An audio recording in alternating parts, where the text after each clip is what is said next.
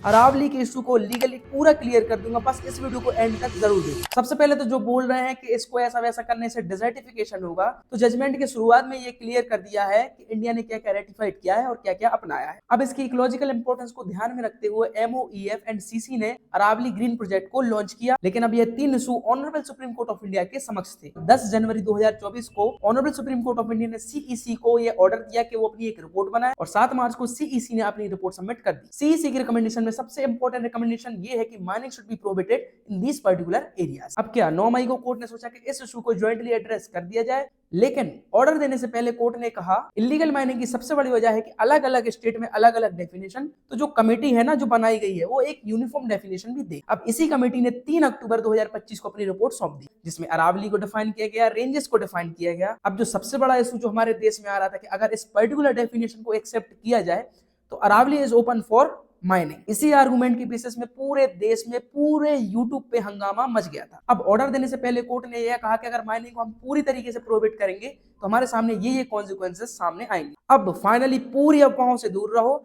और कोर्ट ने जो ऑर्डर दिया ध्यान से सुनना। नंबर 1, कोर्ट ने एक्सेप्ट कर ली वो वाली डेफिनेशन जो कमेटी के द्वारा बनाई गई। नंबर 2, कोर्ट ने डायरेक्ट किया कि MOEF एंड CC एक ऐसा माइनिंग प्लान बनाए जो कहा जाएगा master plan for sustainable mining. इसी प्लान में ये क्लियर कर दिया जाएगा कि कहां पर माइनिंग अलाउ होनी चाहिए और कहां पर माइनिंग प्रोहिबिट। नंबर 4, जब तक ये माइनिंग प्लान रेडी नहीं हो जाता तब तक के लिए अरावली रेंजेस पर और अरावली हिल्स पर कोई भी माइनिंग एक्टिविटीज नहीं होंगी, वो सारी एक्टिविटीज प्रोहिबिट है। तो दोस्तों यह रही पूरी कहानी कि इलीगल माइनिंग को रोकने के लिए ये सारी चीजें करनी पड़ रही है, ना कि माइनिंग को बढ़ावा देने के लिए। अगर तुम्हें यह वीडियो अच्छा लगा हो तो तुम सभी अपने दोस्तों को जरूर जरूर भेजना और ऐसी अफवाहों से दूर रहो और असली लॉ और असली कानून को समझो।